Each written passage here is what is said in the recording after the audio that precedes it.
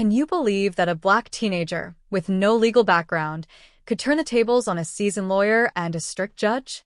Stick around till the end to witness this incredible journey.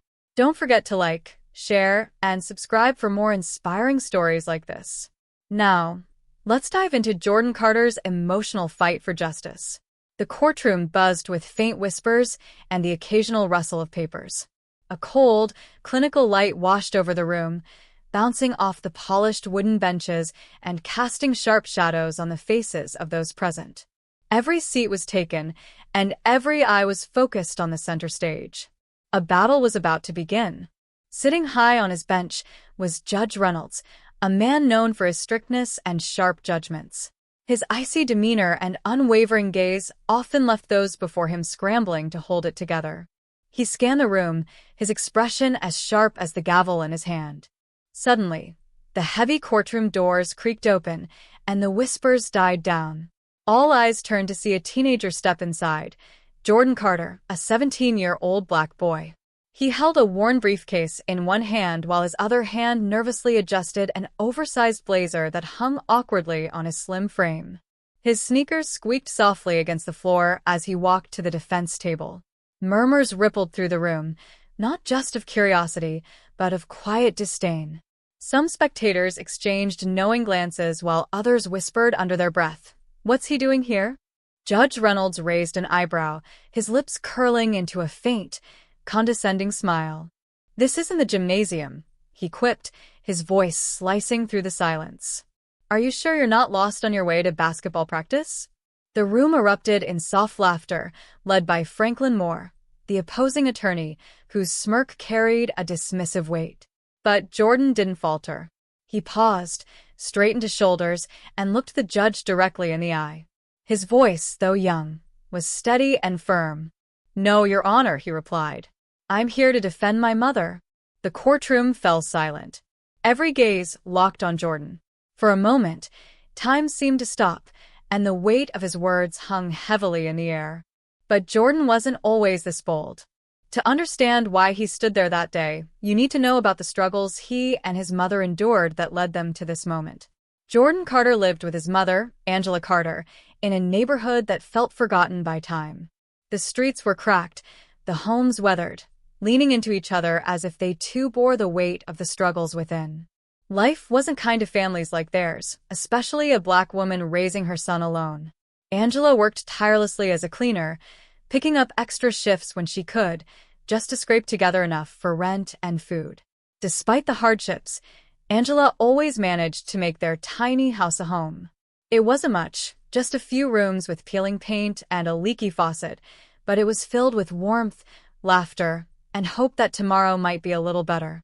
She reminded Jordan daily that education was his way out of the cycle of poverty. One afternoon, after another grueling shift, Angela returned home to find a folded piece of paper wedged under the door. Wiping the sweat from her brow, she picked it up and unfolded it. Her face dropped. It was an eviction notice. "They're saying I owe back rent," she murmured, her voice trembling. "But I've paid. I know I've paid."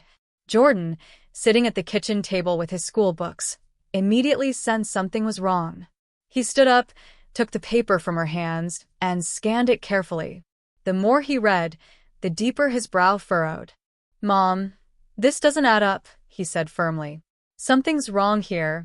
Angela sank into the nearest chair with a tired sigh, her hands trembling as she tried to hold herself together. "You don't understand, Jordan," she whispered. "People like us, we don't win. They'll find a way to take everything, no matter what we do." Jordan stared at her, his heart aching. His mother, the strongest person he knew, looked defeated. Her words lingered in the air, heavy with resignation. But for Jordan, they didn't signal hopelessness. They sparked something inside him.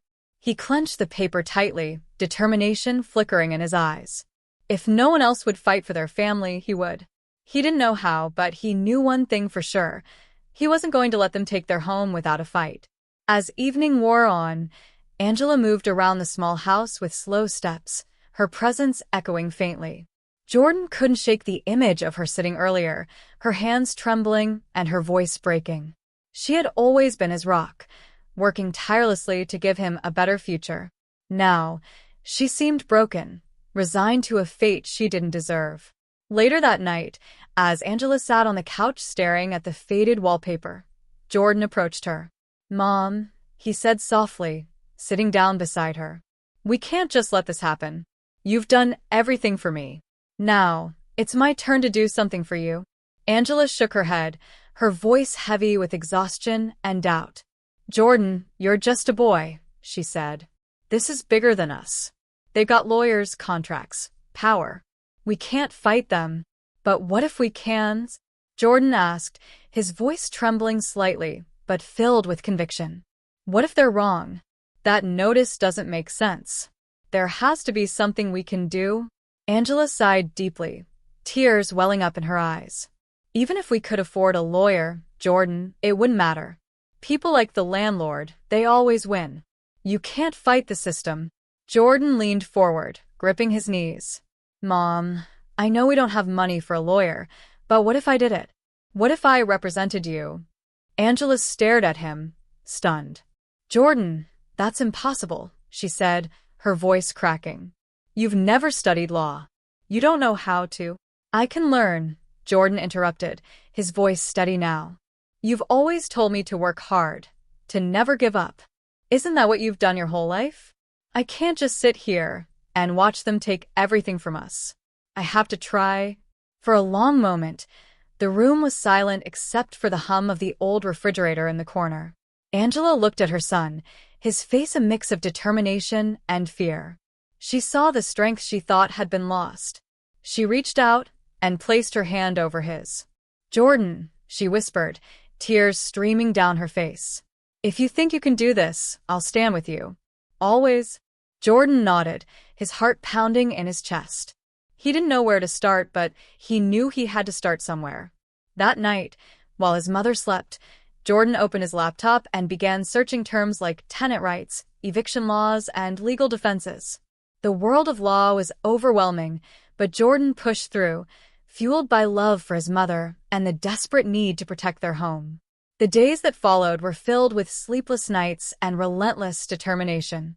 Every evening, he cleared the kitchen table, now cluttered with borrowed law books, printouts, and his neatly handwritten notes. The flickering kitchen light cast shadows across his face, but Jordan barely noticed. His mind raced to understand the dense language of the law.